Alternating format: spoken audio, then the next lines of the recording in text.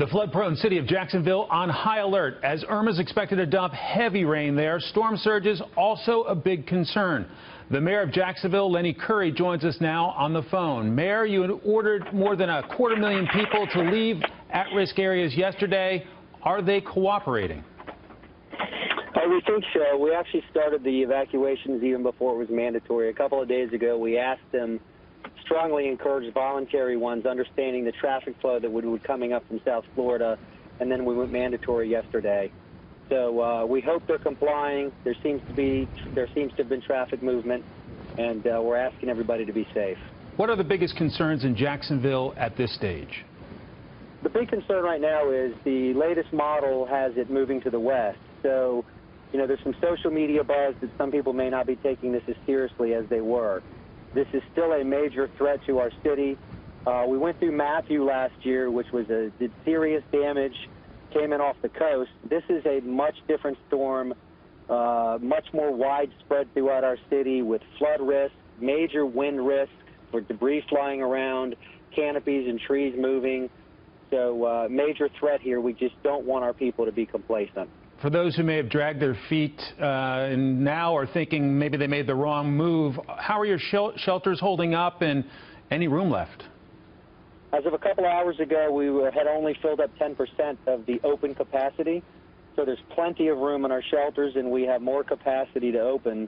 And my message to people is if you are in an evacuation zone A or B or low-lying or mobile home or manufactured home and you did not leave, get to a shelter. If you don't have transportation, our transportation authority will still be moving people through midnight tonight.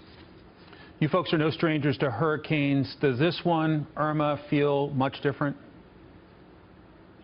Well, we went through Matthew last year, and what we thought was going to be a direct hit, it wasn't, thankfully, but it was still very severe.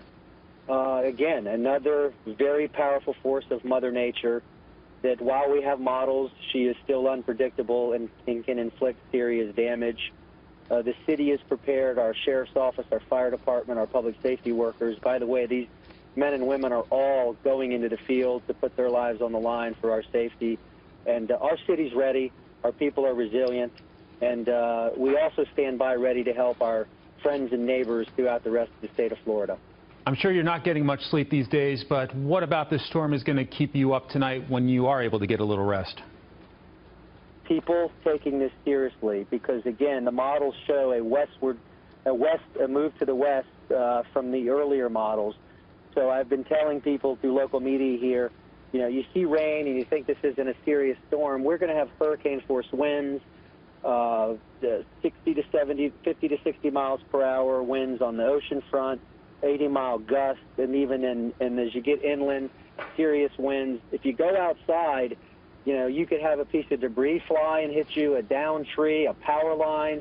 Flooding could happen at a moment's notice. I just want my people to take this seriously, and my concern is as they see this model move west on the weather that they're watching in their media outlets, they may not take it as seriously.